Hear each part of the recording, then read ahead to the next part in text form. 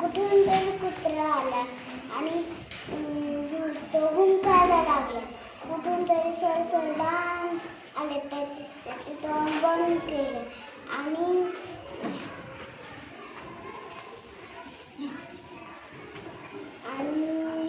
मग त्यांना आश्चर्यच वाटलं, ते वाघ कुठून आले असं.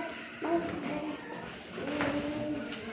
त्यांनी ते वाघ काढायला सुरुवात केली. ते काढले तरी त्याला जखम नाही झाली.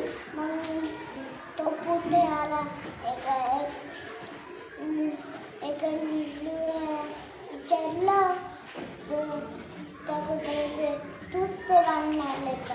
मग तो म्हणला, हो मीच ते वाघ मारले.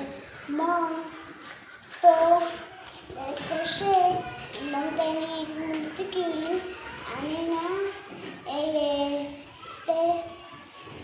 ते बांध लावले.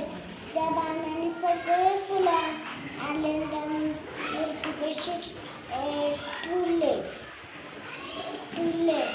वस्तूच्या केल्यानंतर